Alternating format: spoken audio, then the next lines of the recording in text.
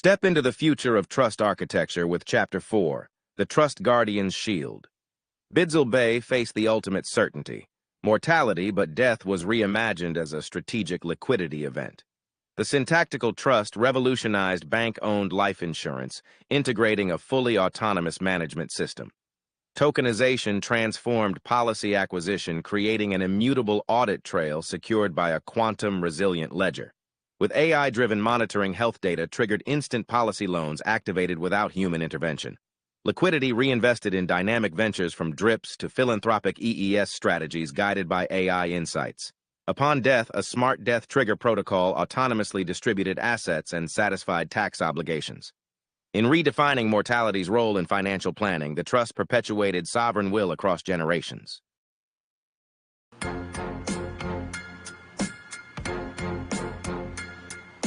Welcome back. We are now seeing Bitcoin and some other cryptos reaching or passing their all-time record highs in the second half of 2025. And we really need to understand what is going on in the general ecosystem, because now we're hearing that Ethereum Foundation is selling their ETH, and that typically, at least historically, has indicated top of the market. Now, it doesn't mean top forever. It just means local top in the cycle that we're in. And in today's video, we're going to be breaking down why BlackRock themselves, the major investor in a lot of different stocks and now cryptocurrencies, could be causing a crypto bull trap, at least within Bitcoin, buying up all the altcoins and moving the narrative and the shift away from Bitcoin and into the alt season. This is potentially what is underway right now. But in today's video, we're going to be exploring the macro markets, understand where we are in the cycle, understand what the big players are doing, because it doesn't matter what I think, it doesn't matter what you think or what I'm doing in my portfolio. We are nothing compared to BlackRock's billions or trillions of dollars of inflow and the other similar companies to BlackRock. And we're also going to be discussing the merging of the narratives between the artificial intelligence technology and crypto. And so we're going to be starting today's video out understanding where we are in the market, understand what AI implications we have, understand what's going on in the general economy, and more importantly, how this all affects crypto. This is the CryptoVisor podcast. We talk about everything crypto, blockchain, and investing every single day of the year. So make sure you guys are subscribed to the channel, give the video a free thumbs up, and let's get right into today's topics. Now, I saw this post on X by this user who, I think some type of boxer or something. Anyway, he said, an entire generation is currently studying for jobs that will not exist. And this hit hard, right? Because while we're looking at crypto and looking to make money in crypto, some people are doing this full time. Some people are building in the blockchain or financial tech space. We have to remember that there's a lot of people that are not even, they haven't even made any crypto purchases, let alone understand what this technology and this financial space is about. And what we have been seeing in 2025 is massive job losses, right? At many of the big technology firms. This is really the key, because the tech firms are moving into artificial intelligence. Like, whether we want to believe it, whether you do believe it or not, they are. And so we're seeing more efficiencies in the high level kind of business organization and really just kind of eliminating some of these middle jobs. And I mean, guys, it starts here with robots that bring food to the table, or clean up in stores, or take your orders. And we're seeing more and more and more of this. But at the end of the day, guys, there are people in college right now.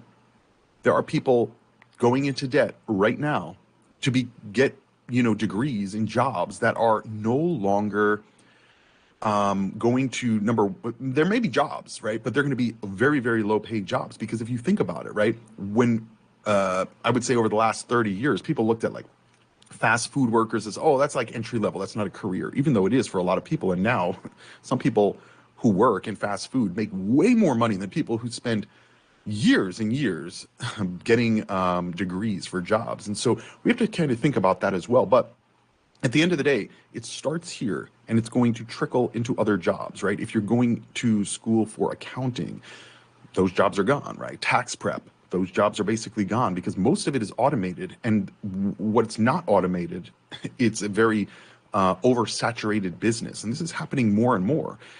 We're seeing Waymos getting pushed out, robo-taxis getting pushed out.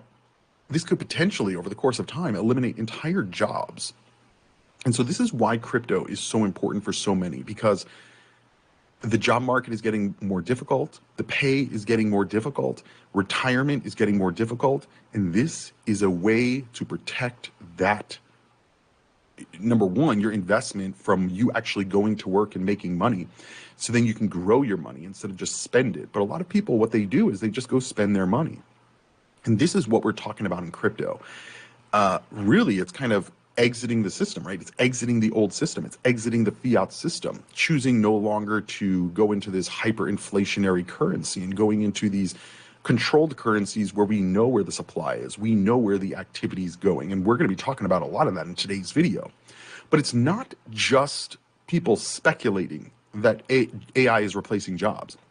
Literally, NVIDIA's CEO is telling you on TV. He says that AI won't replace jobs, but people who use AI will replace those who don't. So effectively, AI is going to replace jobs. Let's listen to exactly what he says in this quick clip. I think that it is true that jobs will be changed. But the most important thing is it's not likely you'll lose a job to AI. You're going to lose a job to somebody who uses AI. And so I would recommend everybody do what we do, which is use artificial intelligence to help us with our work and do our jobs better. And the thing is, the U.S., generally speaking, is not ready for this, right? Our educational system teaches don't use AI, learn how to do the job.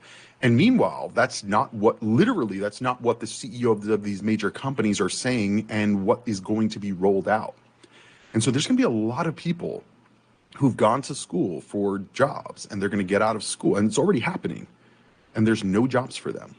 Or the job that they're looking for is only paying $30,000 and they thought they were going to be making $110,000.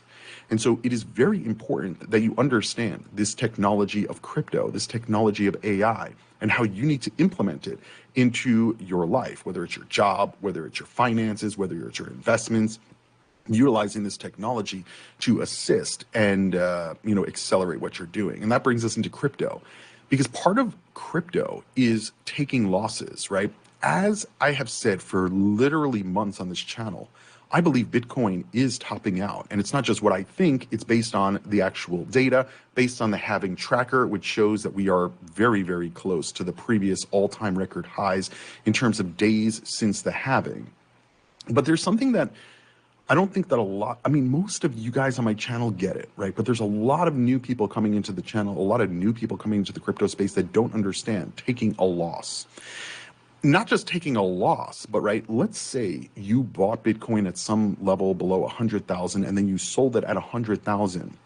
Now that we're at 117,000, there's a lot of people that they would get their emotions involved and say, damn, I sold at 100. I should have held till 117,000.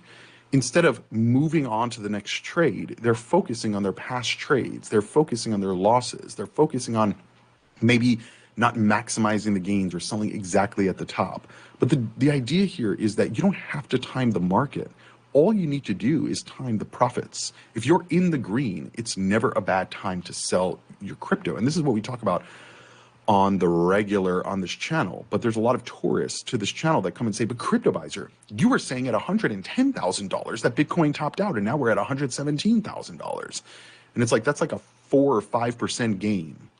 Not really worried about it. If you're worried about a 5% gain just to get at the tippy top, right? And again, we can go to $400,000 or $500,000 in the next few weeks. I'm not going to say, there's going to be people in the comments that say, CryptoVisor, you were wrong. You missed out. You're an idiot. I'm like, did you take profits yet? Now that we're at a $400,000? Likely not, because the higher we go in the market, the more greedy people get. And the more greedy people get, the more people that are going to be wrecked as the market comes down, right? And so we have to understand what taking a loss means, because it's not necessarily a bad thing if you learn from it. And that's what we've been doing on this channel since 2018, guys. I lost a lot of money in 2018 when the market came down, but I knew nothing about the crypto markets. I was investing in something I didn't really understand. And so part of this channel is bringing everybody on the journey of learning about finances, learning about trading, learning about investing, and also learning about the not so pretty side of investing, because most of these other YouTubers and influencers out here in the crypto space, they will tell you about every gain they had, but never a loss. I even know a very wealthy investor, and this person always tells me, "Oh yeah, my portfolio's up, everything's up, everything." I'm like, "How is your portfolio up all the time in a bear market, in a bull market?" And I'm talking about general portfolio. Well, the person bought, 30 years ago at very, very, very, very, very low prices. And so obviously you're still up even in the down market, right? But generally speaking, day by day flows are not always green. And a lot of these influencers will show you, "Oh, I'm making money. We're all making money." And they're not going to tell you that they're losing or that they've sold or whatever the situation is. So in this clip, I don't even know where it's from, but it's in response to this tweet that says, "Trading is ultimately about learning to lose. There's no 100% win rate trader that doesn't inevitably sustain a fatal loss. Making your losses as comfortable as possible is underrated." And so let's listen to this clip that this user Delta XBT posted from this conversation at some kind of conference about taking losses and understanding how these markets work. And so if you're thinking, "Oh, well, CryptoVisor said that we were at the top at 110,000 and now we're at 117 or even 200,000. And you're thinking, "Damn, it was good that I didn't listen to him," or "Damn, I'm glad that I didn't sell my coin," or "Damn, the rest of his thesis is wrong." You're missing the point, right? It's never, ever, ever a bad like a bad deal to take profits out of the market. I'd rather be in profit 1% than be in a loss 2%. So let's listen in. And by the way, don't forget to give this video a free thumbs up. And then we're going to actually, after this video, we're going to go into the data that's showing us what's happening with Bitcoin, Ethereum, and how this is going to impact and affect the rest of the market, including altcoins. Let's listen in. Let's go back to the point you made where you spoke about how it's important to lose. Sounds like you've got a few things you want to say about that. So let's hear it. Well, it's just my observation the last couple of years of my life that a society in general doesn't really teach people how to lose. They teach you how to win. Winning's easy. Everybody knows how to win. They see LeBron James win a basketball game making the last shot. He knows how to win. He's a winner. Winning's easy. But is there anything in society that teaches you how to lose? Is there a course at university you take that says, "Hey, come take this course, we're going to teach you how to lose"? Engineering. There is one thing that will teach you how to lose, and that's organized sport. Because in organized sport, you will lose. Okay? That's the only thing I can think of that teaches you how to lose. Other than that, you have to figure it out for yourself. You really do. And losing and how you deal with losing is extremely important in trading. Because winning, I'm telling you, is easy. That's easy. It takes care of itself. Yep. The key to trading is learning and figuring out how to take a loss and how you deal with that up here. Do you hang on to it and let it bother you? Or do you release it? And this is so critical, guys. It's not just in crypto. Job interviews, jobs that are moving to AI, the inability, like if you're working at a job that is not allowing you to utilize artificial intelligence in some way, or the company's not providing you with things to utilize AI to make your job more efficient, like you need to start looking, right? You may view it as a loss, right? But at the end of the day, it's happening, it's underway. And if you're not part of it, you're going to be left behind. Same thing in crypto. If you think that there's going to be an announcement when the top is hit and you are going to time it perfectly, and you can't even understand that we're only up 7% since I called the top of the market, or 4%, that's really nothing in terms of crypto. I mean, crypto, I would expect to see 200, 300, 400% gains in a very short period of time. And we have not seen that in pretty much most cryptos this cycle.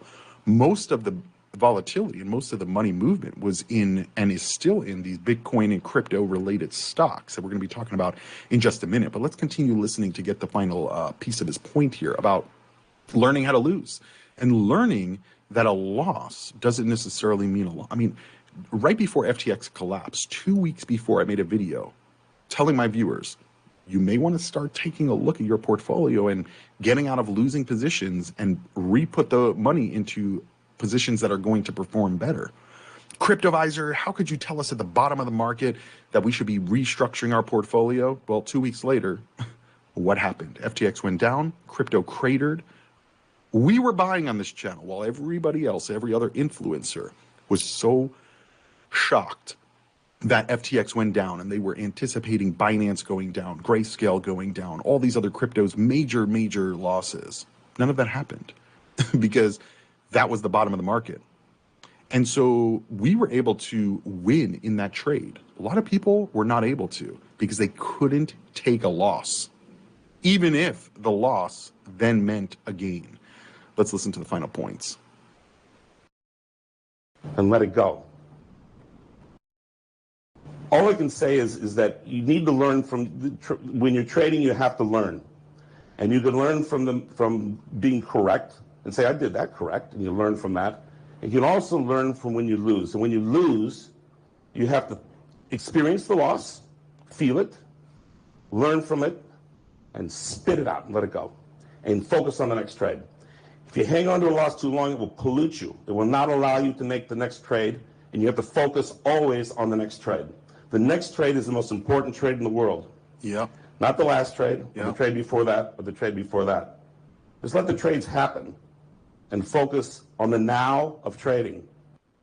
And by the way, 100% correct right here, because at the end of the day, you only need one trade amongst hundreds to win. And we've done the very simple math previously, where if you take $10,000 and you invest 1,000 in 10 different companies or stocks or cryptos, whatever, let's say 9 go to 0.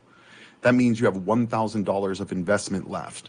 But that one investment that you made now is doing a 20 or a 30x. Now, it's not going to happen with every single trade, right?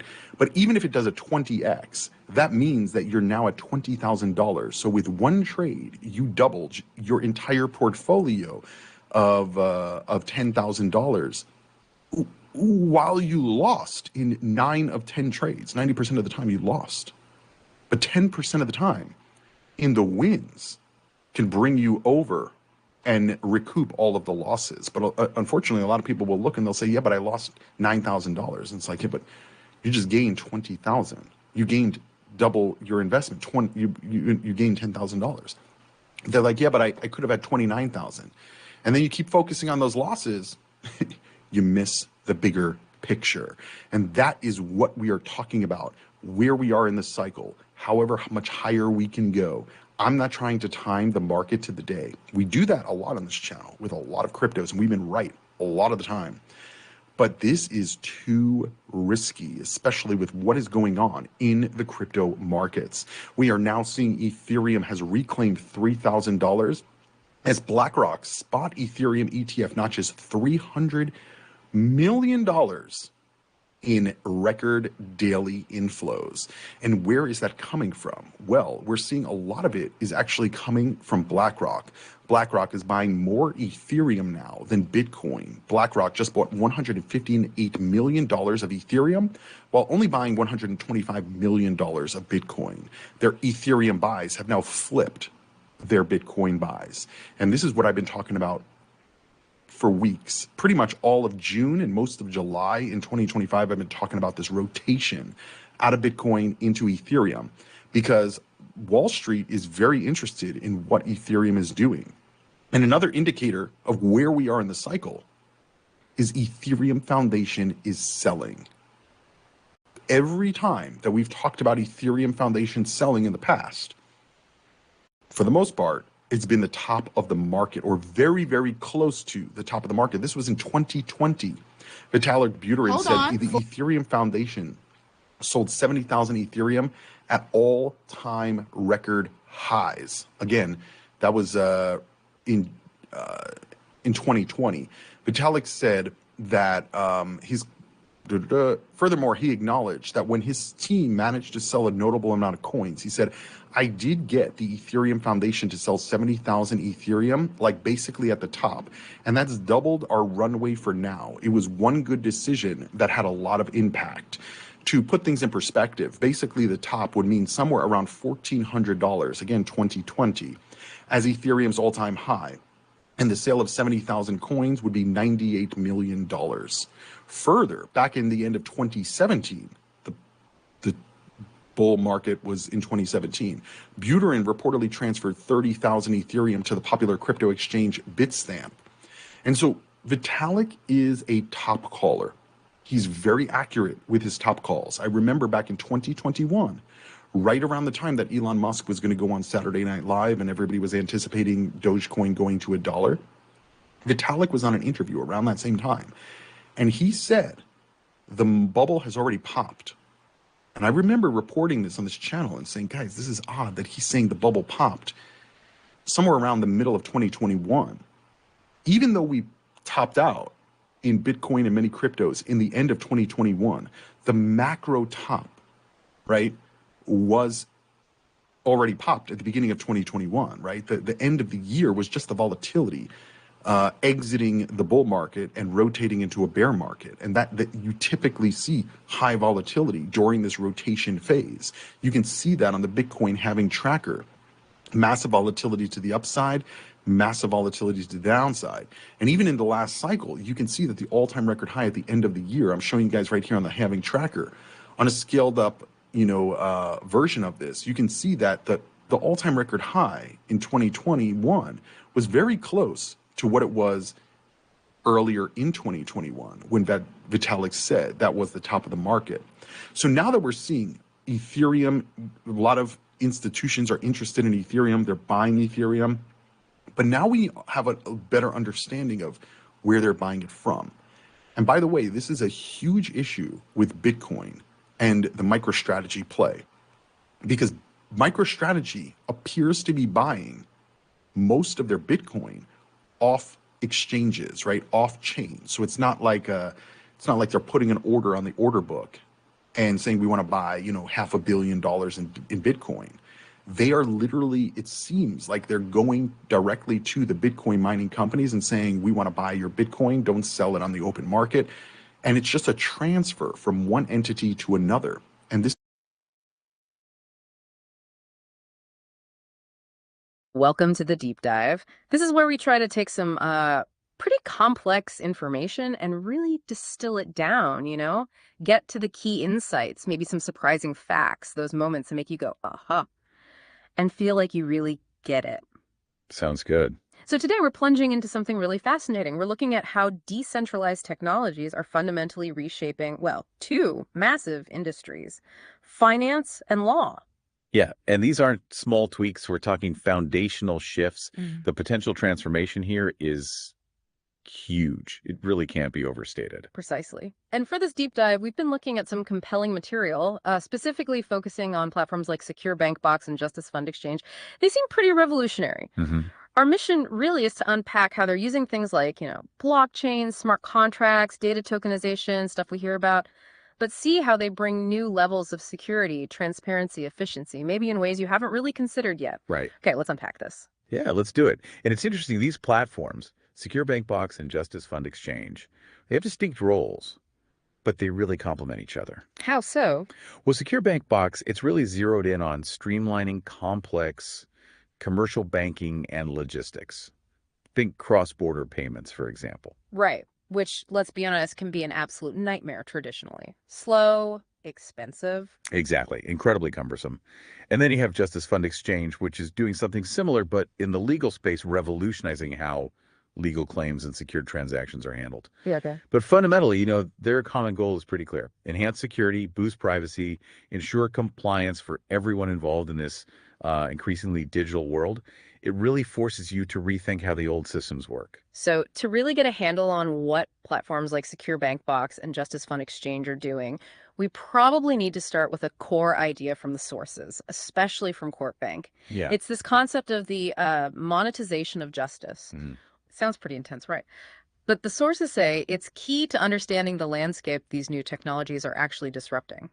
It is intense, but maybe less abstract than it first sounds. Yeah. CourtBank, they analyzed, over 200 years of legal and financial records. Yeah, 200 years. Yeah. And their conclusion was basically that governmental judicial systems, they function effectively like really sophisticated financial entities. It's not just theory. It's about watching where the money actually flows in the legal system. Okay, I mean, how does that work practically? Like, how does filing a lawsuit become financial? Well, take the simple act of filing a court case. That action itself, it can essentially create a kind of financial instrument. And then court judgments, they very often become securitized assets. Meaning they can be bought and sold, like a stock or bond. Exactly like that. Bought, sold, traded, legal outcomes as financial products. It's quite a perspective shift, isn't it? It really is. And beyond that, just think about the sheer volume of money flowing through things like fines, fees, various bonds.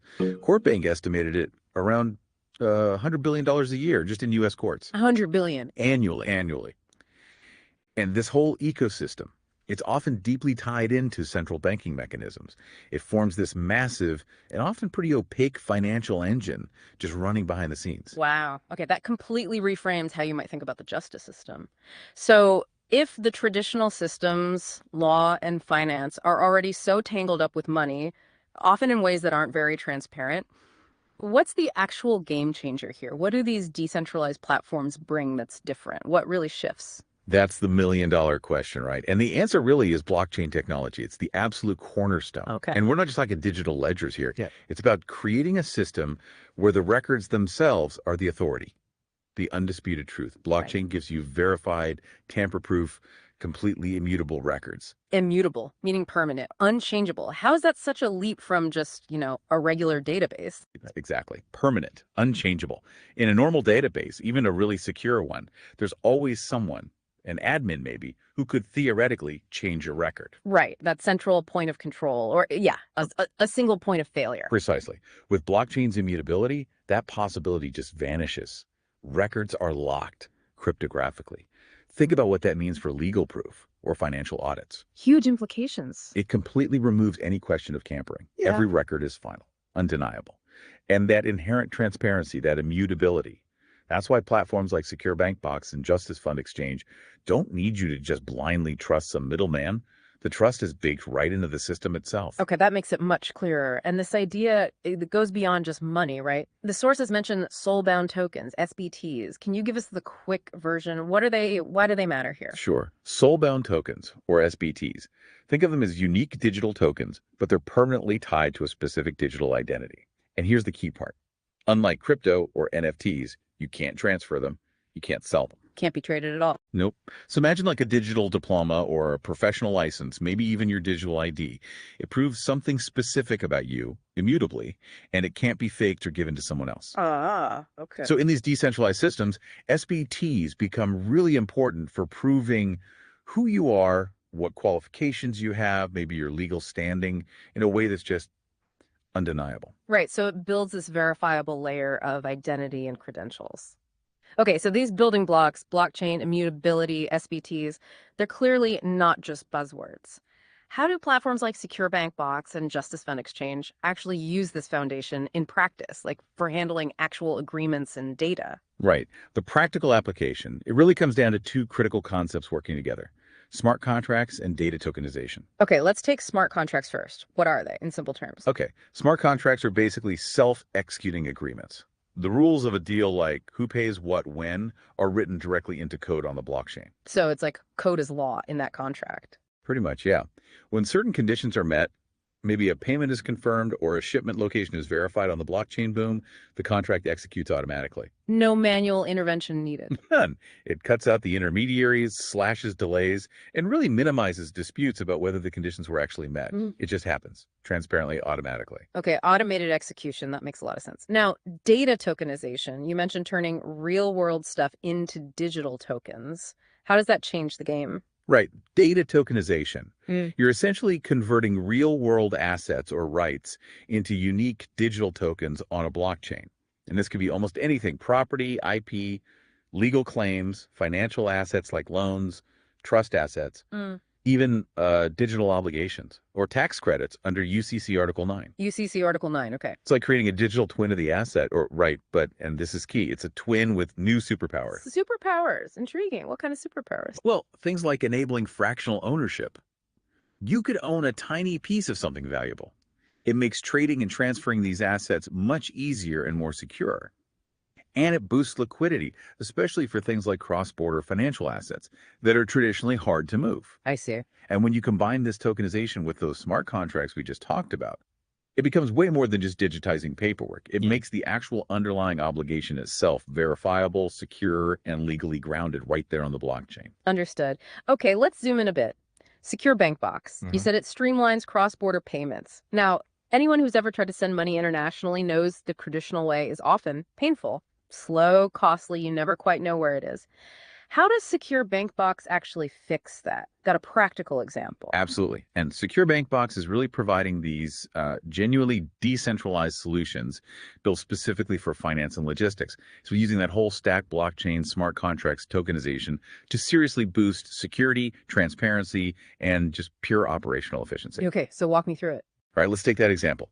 A tech company, say in London, needs to pay its developers over in Bangalore. Traditionally, nightmare. Multiple banks, hidden fees, unpredictable exchange rates, days of delay, tons of paperwork. Yeah, the classic bottleneck. We've all been there. Exactly. Yeah. Now, with Secure Bank Box, that London company can essentially tokenize its payment obligation. This digital token, representing the actual value owed, can then shoot across borders almost instantly. Every step is validated on the blockchain. Instantly. Practically. And smart contracts automatically handle things like the currency exchange rate, and they make sure the funds are released to the developers' digital wallets only when all the pre-agreed conditions are met, like maybe project milestones are hit. Okay. So you're cutting out multiple layers of middlemen, their fees, their delays. You're turning settlement times from days into, well, minutes, potentially. That sounds incredibly efficient. Almost too good to be true for anyone used to the old way. But finance is notoriously regulated, very risk averse. What are the real world roadblocks? It can't just be tech, right? Are there big regulatory hurdles, cultural resistance? Oh, those are huge points. Absolutely critical. It's definitely not just about the tech. Regulation is a massive challenge. I mean, the rules we have now just weren't written with these decentralized models in mind. Right. So there's a ton of ongoing work educating regulators, proving out new ways to handle security and compliance that meet or exceed the old standards. And culturally, there's a deep reliance on the old intermediaries, the familiar bank names, getting institutions and even individuals to trust code and cryptography over a brand they've known for decades. Yeah. That takes time. You have to build that comfort level. Makes total sense. Inertia is powerful. But Secure Bank Box also brings something else crucial to the table: risk mitigation. It's designed to keep transactions flowing smoothly even if there are disruptions, market volatility, system outages somewhere else, situations where the traditional centralized systems can really struggle. It adds a layer of resilience. Okay, resilience.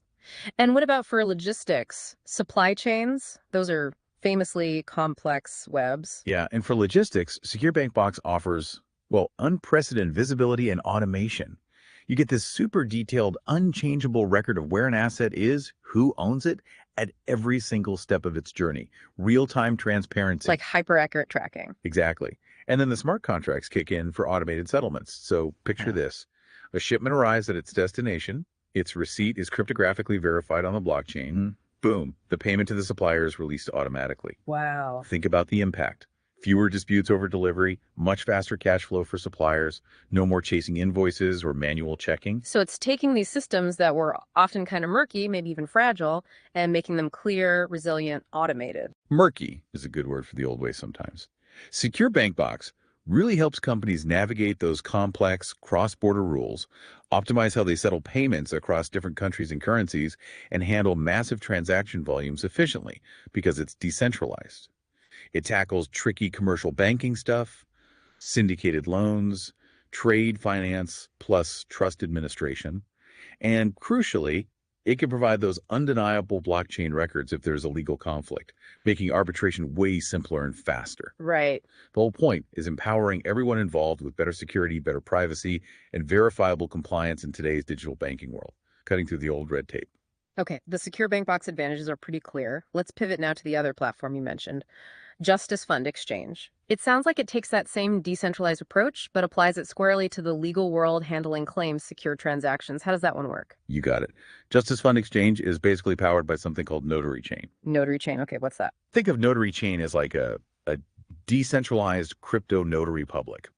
Instead of one person or one central office verifying a document, Notary Chain uses a whole network of distributed validators. Distributed validators. Yeah, multiple independent parties who work together to cryptographically seal and verify digital assets and legal documents right onto the blockchain. So it makes them tamper-proof. Yeah. And universally verifiable. Exactly.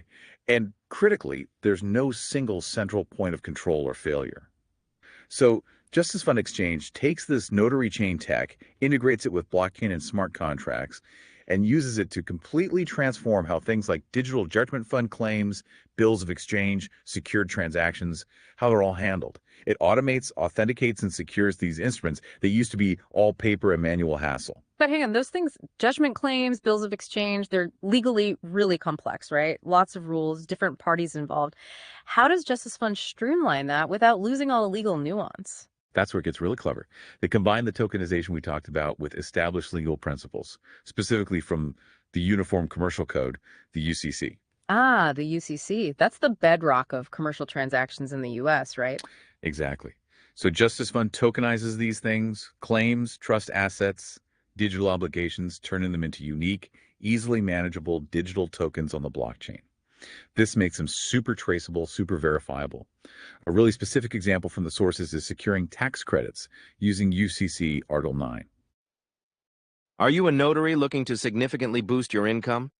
JusticeFund Exchange is your pathway to earning up to $35,000 per month. By combining cutting-edge legal, financial, and technological tools, we transform traditional notary roles, process high-value financial documents like digital judgment fund claims and UCC1 financing statements for substantial commissions. Our platform leverages blockchain technology and the Uniform Commercial Code for seamless transactions. We offer comprehensive training and tools to automate, verify, and market financial instruments. Unlock a new revenue stream beyond your regular notarial services with JusticeFund Exchange. Join us today and elevate your notary business to new heights. And Article 9 is all about secured transactions, collateral. Precisely. So what they're doing is bridging traditional law, like the UCC, with this new tech. It makes the actual legal obligation itself verifiable, secure, and grounded on the blockchain. It cuts down on ambiguity, reduces the potential for dispute significantly. That seems incredibly valuable for high-stakes legal and financial stuff. How does this specifically help the people involved? Claimants, trustees, notaries, banks? Well, it's kind of a game changer for all of them, really. JusticeFund Exchange helps everyone, whether you're a claimant waiting for funds, a trustee managing them, a notary verifying documents, or a financial institution handling the transaction. It helps them navigate these complex rules much more easily. Okay. They can handle high-value stuff with verifiable proof of funds, undeniable proof of legal standing every step of the way. It even digitizes things like an affidavit of obligation. Which is basically a formal sworn promise to pay or do something. Exactly. And putting that on chain creates this immutable record of that promise. Right. Plus, it ensures compliance through things like smart notarization, automated checks, and these really comprehensive blockchain audit trails. Every single action is logged permanently, transparently. It boosts accountability massively. The theory sounds amazing, super promising, but, the real world is actually delivering. What kind of results has JusticeFund Exchange actually shown? Oh, the results they're reporting are, well, they're pretty stunning, actually. Yeah. JusticeFund Exchange has already processed over 10,000 successful settlements. 10,000, that's a lot. That's not a small pilot project. Not at all. And through those settlements, it's facilitated the dispersal of over $2.7 billion in funds. Wow. Okay, over $2.7 billion across 10,000 settlements. Those are serious numbers. They really are. And look at the efficiency gains they're citing. On average, a 65% reduction in operational costs. 65% cut. That's huge. An 89% drop in compliance issues, and a 50% jump in staff productivity. 89% fewer compliance problems, 50% more productive. Those figures are genuinely transformative. Absolutely. And it's all backed by serious security. We're talking 256-bit AES encryption that's military grade, top-level stuff. And crucially, they have SOC2 Type 2 certification. SOC2 Type 2. What does that mean for us? It means an independent auditor has rigorously checked them out over time, verifying their systems for security, availability, processing integrity, confidentiality, and privacy. It's a really strong mark that this is a trustworthy, robust platform. You don't get that certification easily. Okay, those JusticeFund numbers are definitely impressive. Really makes you think. Before we wrap up, There was another related concept in the source's syntactical trust, or they called it Chapter 4. How does that fit in, especially thinking about really sensitive stuff like life insurance or estate planning? Yeah, that's a great point. It shows just how far this tech could reach. Yeah. Syntactical trust, or Chapter 4, it basically applies these same core ideas, smart contracts, tokenization, to really long-term, highly sensitive planning. They're developing these fully autonomous management systems. They even have something they call a smart death trigger protocol. A smart death trigger protocol. Okay, what on earth does that mean? Right, it sounds like something out of sci-fi. But imagine a kind of digital will that executes itself based on verifiable data, like an official death certificate recorded on chain. Whoa. So upon that verified event, assets could be automatically transparently distributed according to the predefined rules. Tax obligations could be settled automatically. It could potentially bypass the whole traditional probate process, which can be long, costly, and complex. So automating estate settlement. Essentially, yeah. Yeah. The goal they state is to kind of establish and perpetuate your sovereign will across generations, using this tech for unprecedented automation and security. Wow. That really takes automation into an incredibly personal, incredibly impactful area. It just underlines that this blockchain tech, it's really about building fundamental new infrastructure, isn't it? It's way beyond just speculating on cryptocurrencies. Secure Bank Box, Justice Fund Exchange, they seem like prime examples. Absolutely. There's solid proof points that this technology isn't just theoretical anymore. It's out there, solving complex real-world problems right now, making efficiencies and levels of trust possible that just weren't before. Exactly. And they're tackling different sides of the same core issue, right? How do you bring more trust, more transparency, more efficiency to these really high-stakes transactions, whether there's financial, logistical, or legal? Both are using blockchain's key strengths, that immutability, decentralization, the crypto security, to move away from relying on intermediaries that are often slow, prone to errors, and yeah, not always transparent. Remember that monetization of justice idea. These platforms aren't just digitizing things, they seem to be making finance and law inherently auditable, transparent, and maybe, by design, even fairer. Yeah, it feels like they're pulling back the curtain on systems that historically have often operated a bit like black boxes. So, thinking about everyone listening, maybe you're in finance, law, logistics, maybe you're just curious about where this is all heading. What's the big takeaway here? What does this changing landscape mean for you? Well, I think it signals a pretty fundamental shift, a move towards systems where verifiable cryptographic proof starts to replace just, blindly trusting an institution because it's always been there. And it also means automated workflows, right? Thanks to things like smart contracts, they're cutting down processing times, slashing errors, leading to much more reliable operations overall, wouldn't you say? Without a doubt. And crucially, your sensitive data gets top-tier protection baked in. That 256-bit AES encryption, the SOC2 compliance we mentioned, it means privacy, integrity, robust security aren't afterthoughts. They're designed in from the ground up. Right. Ultimately, I think these platforms empower you. They give participants, individuals, businesses much more control, deeper insight, and significantly more accountability over their own affairs. They're demystifying processes that used to feel really complex, maybe even inaccessible. Okay, so here's a final thought then, something for you, the listener, to mull over. As these decentralized platforms keep growing, keep proving what they can do, what responsibilities might actually start shifting away from the traditional banks, the courts, the big institutions, and maybe start falling back more onto us as individuals? Yeah, and maybe even more importantly, how ready are you to actually take on that extra control, to handle that accountability that inevitably comes with it? That is definitely something profound to think about as these systems keep evolving and weaving themselves more deeply into our lives. Well, thank you so much for joining us on this deep dive. We really hope it gave you some compelling things to consider. Absolutely. It's fascinating stuff happening out there. The future is definitely unfolding right now. Are you a notary looking to significantly boost your income? JusticeFund Exchange is your pathway to earning up to $35,000 per month.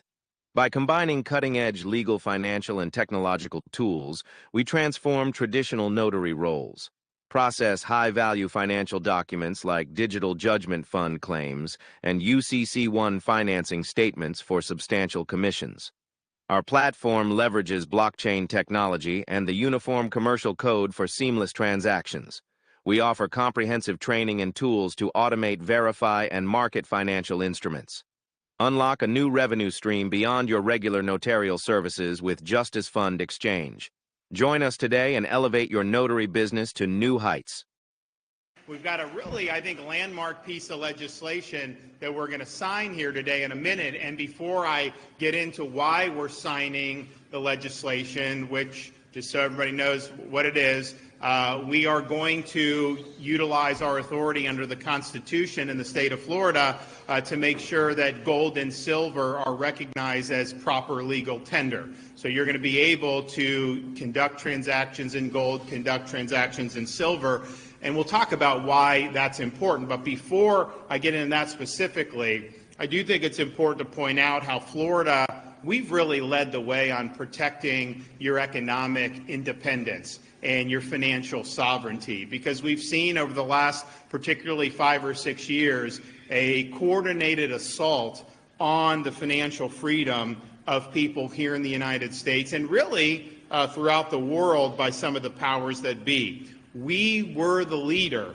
in the entire country in banning the use of a so-called central bank digital currency. Imagine being able to build anything just by thinking about it. Meet Base 44. Now, this is something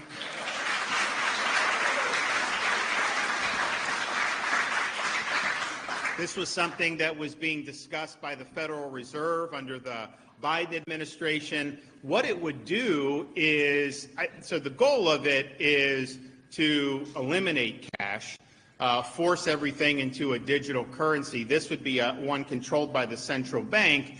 And why would they want to do that? Well, they have more agency over your financial independence if they do it. So we recognize it as a frontal assault on your economic freedom. They were thinking about maybe doing something through an administrative order. We made it be clear in Florida that'll be dead on arrival. We will not accept that. And Congress really, I think the idea is almost dead at this point because we led so forcefully against it. But why would they want to do a central bank digital currency? Well, it goes back to other things that we have fought, such as this whole ESG idea. You remember this ESG, environment, social governance. This was very popular in elite circles a few years ago. Not so much anymore because the state of Florida, starting in many years ago, we leaned in against this and fought back. And what were they trying to do with ESG? They basically have a political agenda, leftist political agenda. They know that agenda can't actually garner enough political support at the ballot box to be enacted. And so what they decided to do was to go to some of the major economic powers in the country and in the world, things like asset managers, big banks, all these different things, and get ESG policies put through the economy without ever having to go through a legislative assembly or anything of the sort. So you saw some banks debank people that had gun stores. You saw other groups not have access to the same amount of capital based on political affiliation. You saw them go after agriculture and traditional practices, even things like raising cattle, because they said that that was contributing to global warming. And so they wanted to do this through the economy. If you give the Fed the power of a central bank digital currency, well, that opens up so many possibilities for them. They think they monitor trends. They could say, you know, you've already bought enough ammunition this week. You don't get we're not going to process anymore. You bought firearms. You did this. You did that. You did a lot of gas. And so it was a way for them to impose limits on what you could purchase. That's what you could purchase. That's the goal of this. That's what would end up happening. So we were against that. We were also against ESG. Now, ESG was really getting a foothold in the management of pension funds. So Florida, for example, we've got, well, the market's had some turmoil, but I mean, we've got usually, I think probably in the range of $240 billion under management in our state, under our State Board of Administration. What they wanted to do, and they would have the asset managers would impose these ESG policies so they wouldn't invest in companies who the ESG ideology deemed problematic. That is displacing what's best for the beneficiaries financially in favor of this ideological agenda. So we were the first state in the country to ban ESG from use in our pension funds. We moved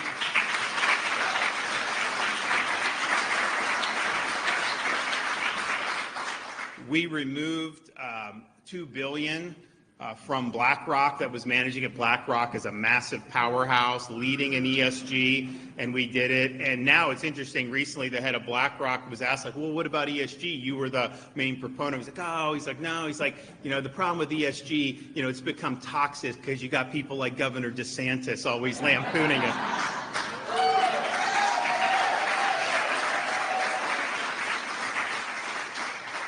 But the bottom line is, it was an attempt, whether it's CDBC, whether it's ESG, to use the levers of the economy to control your behavior, to try to change society in ways that they could never get support through the normal political process to do.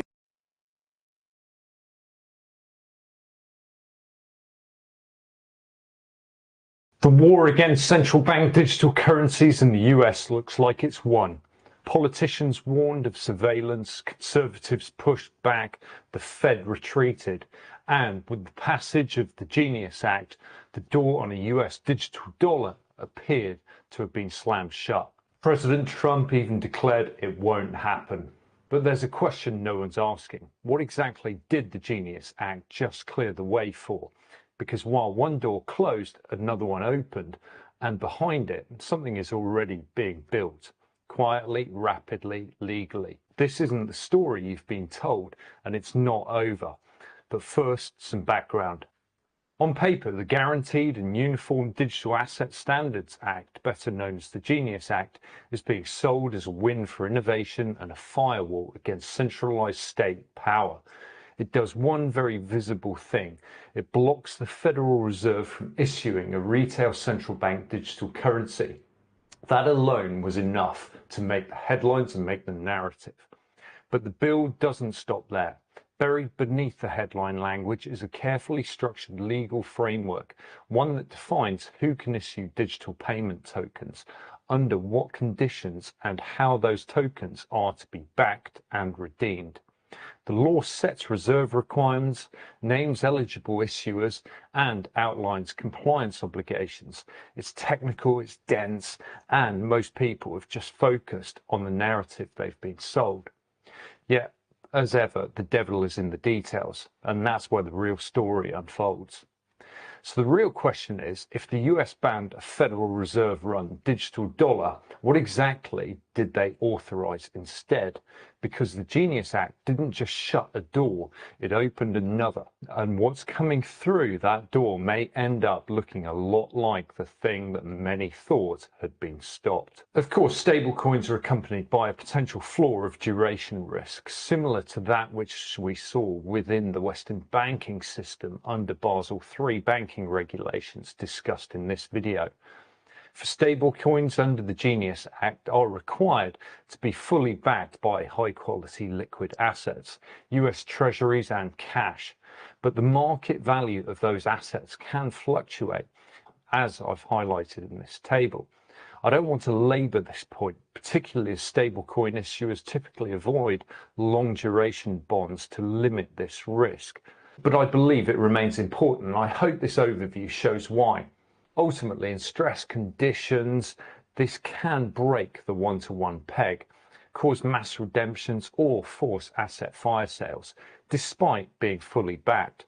The stability is theoretical until tested, but this is worth being aware of. A Fed-issued digital dollar raised alarms because it could enable unprecedented control over how money is used, freezing accounts, restricting transactions, or imposing conditions. That dystopian vision fueled much of the opposition. The Genius Act, however, doesn't address these concerns directly. Instead, it sets up a framework where private companies, regulated and licensed, can issue digital dollars with certain built-in controls and oversight. These firms will operate under strict rules requiring transparency and compliance, and they will handle much of the day-to-day management of these digital tokens. This means the underlying technology that allows for detailed tracking and control won't disappear. It's simply placed in different hands. While these digital dollars are used every day, the companies that issue them do not just provide a payment service. They also collect the interest earned on the government bonds that back those coins, mostly short-term United States treasuries. Consider what that means. When you hold physical cash, you do not earn interest. But when you hold these digital dollars, the company that issued them does. This is not a minor technicality. It reflects a foundational shift in how monetary value circulates and who benefits from it. Under the new regime, enabled by the Genius Act, the issuance of dollar equivalents is no longer confined to the Fed, but is now delegated to fully private, profit-driven firms. These entities issue stablecoins backed by US Treasuries, meaning every dollar you hold in digital stablecoin form becomes a proxy investment in government debt. You receive none of the yield, however. The issuer does. In effect, the public is being nudged into holding treasury exposure indirectly, while the interest income flows up the chain as private profit. The monetary base is being reconstructed to serve institutional rent extraction rather than public stability or sovereignty. It is not illegal. In fact, under the Genius Act, it is perfectly structured and sanctioned. But it is quietly creating a new system where public value flows into private hands, with most people not even noticing it. You are holding what feels like digital cash, but someone else is collecting the yield. As the use of stable coins increases and total volumes reach into the hundreds of billions, possibly even trillions, the interest these companies collect from those underlying assets will grow accordingly. What may seem like a technical upgrade in digital payments is actually a private revenue engine powered by public debt. This is more than just a regulatory shift. It is a structural subsidy, a core monetary function. The issuance of trusted digital currency has now been formally licensed to private firms that operate with limited transparency and democratic oversight. These entities gain the yield, the control, and the network power, while everyday users hold digital cash that feels neutral but is structurally extractive. Public never had full control over money creation, but this marks a further step away from even the appearance of public interest governance. The upside is private, the accountability minimal, and the risks could actually threaten the entire economy, something we'll consider in a later video. The core concern about CBDCs, though, was surveillance. People feared the creation of a state-controlled money system where every transaction could be monitored and controlled. But under the Genius framework, those same surveillance capacities are implemented by proxy.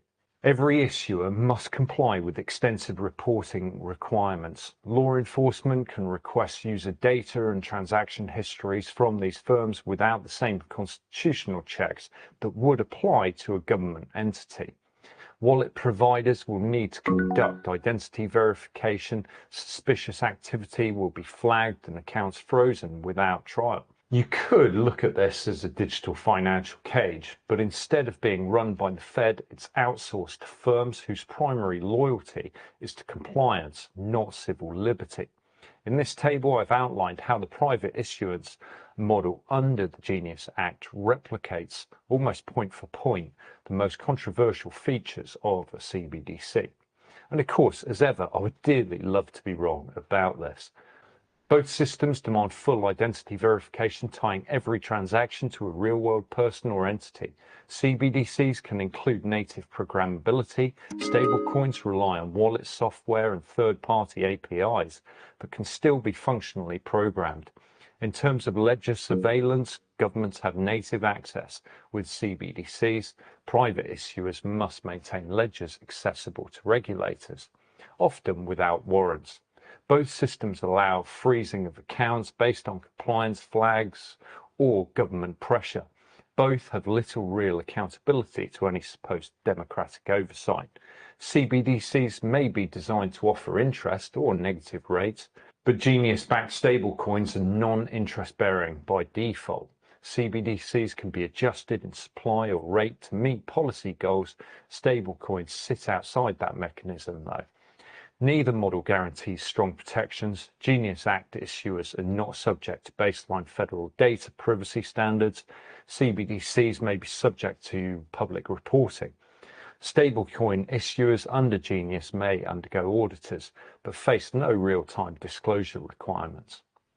While the branding is different, the tools of control remain very, very familiar. As stablecoins gain traction, they become more than payment tools. They serve as collateral in lending protocols, settlement layers in private markets, and assets in portfolio construction. This creates a shadow monetary system parallel to the traditional one, but governed by corporations and fragmented across platforms. If this private digital dollar economy grows large enough, it could constrain the Federal Reserve's ability to conduct effective monetary policy. Liquidity may become harder to control, rates may become decoupled, crisis response could be slower or ineffective. This appears to be not just a shift in how money is stored, it's a shift in who controls the flow and issuance of it. Despite its surface-level branding as pro-innovation and anti-centralization, the Genius Act reinforces control by large, already powerful institutions. It explicitly excludes unlicensed issuers, decentralized autonomous organizations, and non-custodial protocols from operating in this new financial architecture. The framework offers no requirement for open standards, no mandate for interoperability, and no obligation for code transparency. This is not decentralization, it's a tightly gated, fully permissioned ecosystem where only entities with regulatory privilege, banks, major fintech firms, and select payment providers can participate. While it may be more fragmented in appearance than a centralized CBDC issued by the Fed, it is no more democratic in function, and arguably it is less accountable because the institutions controlling it operate without any sort of public oversight, and their incentives are profit-driven, not supposedly public-facing. The result is the consolidation of digital monetary power into the hands of large private actors under the pretense of preserving freedom, an arrangement that serves incumbents, suppresses open innovation, and entrenches financial hierarchy. Perhaps for Americans, a true CBDC was never the end game. It may simply have been the distraction.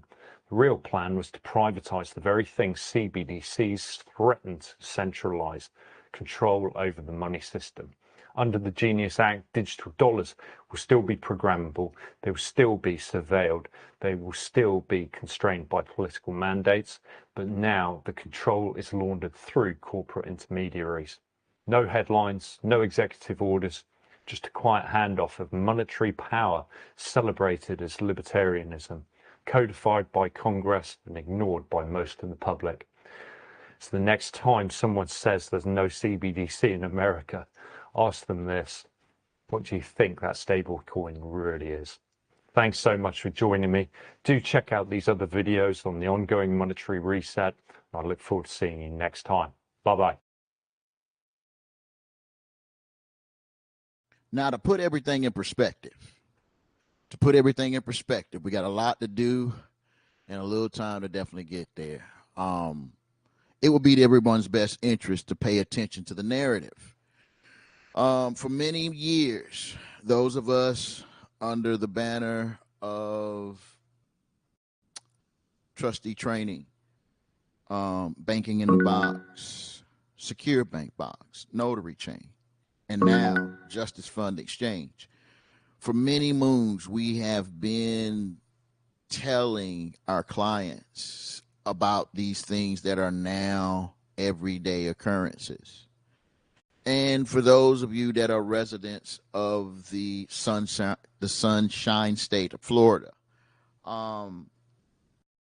in context, because here gold and silver has been made legal tender. you have an opportunity that only comes about once in every blue moon, if that makes sense. Imagine, if you will, you have an opportunity to reset your own legacy. For as long as you've probably been alive, if you're under the age of 60, for as long as you've been alive, for those of you that are under the age of 65, 70, for as long as you've been alive, if you were born in the 60s and 70s, you have not fully seen what's coming, because you're just now waking up to what happened during COVID. Now, COVID introduced a lot of things that have become public policy. And one of those things was the public declaration of the de-dollarization movement. Countries around the world are getting out of dollars, because dollars, that for us here in the United States was the world reserve currency, has caused major inflictions in economic scenarios across the board. We'll call those things legacy and TradFi. So traditional finance, aka TradFi, dealing in these legacy systems, that's the old system. The dollar was used as a weapon to exploit resources.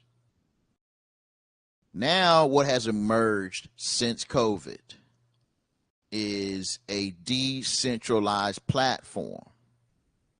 And when I say the word decentralized, I'm saying outside of government control.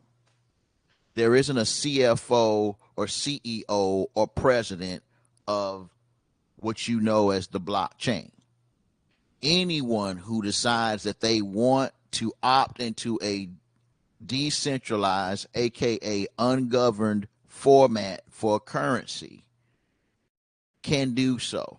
And it can start with your own holdings. In other words, if you hold physical gold and silver, states like Florida, who have recognized gold and silver as legal tender, offer you an entire ecosystem that you can control from your own blockchain. Mark my words. I'm only making this announcement today because on this particular platform known as YouTube, this is their stuff. And I am not going to violate the Privacy Act. What I will say is, whoever invited you to this platform, you need to now get with them, because not only does the gloves come off, traditional finance can be a gateway into decentralized finance. But what you're going to need is a thing called Notary Chain. And Notary Chain will provide a settlement protocol. That settlement protocol we will be discussing at our 5 o'clock p.m. Eastern Standard Time layout. For those of you that are ready to go from zero to earning up to $35,000 per month as a notary, you can get with the person who referred you. You can give us a call directly at the office. Customer service is 904-569-7742. If you got a request, our corporate fax is 561-717-5560. And if you got a general inquiry and you need someone to help you file claims, et cetera, you can give us a call at the corporate main number at 1-888, that's 888-524-3648. Of course, yours truly, myself, Bezel Bay, will be working exclusively with our resident Justice Fund agents. One is by the name of Dave. He can be reached at 904-456-8439. And for those of you that are in Bitrix who need to have their questionnaires reviewed, they got further questions about Justice Fund Exchange, all that jazz, and then some, then simply go to our Bitrix platform. I need your phone number. We can set up a direct one-on-one call with underwriting with our resident AI, Richard. At the end of the day, enhancing credit, because that's what we've been on for the last couple of weeks, you know, and again, I was on vacation last week, back in the booth as of right now. And if you're interested in getting 100 to 300 points added to your profile, get with the individual who referred you. Reach out to us. I'm not going to go silent. I'm just going to respect the fact that there are two sides to the coin. The question is, are you ready to be the change you want to see? Peace and love, family. Peace and love.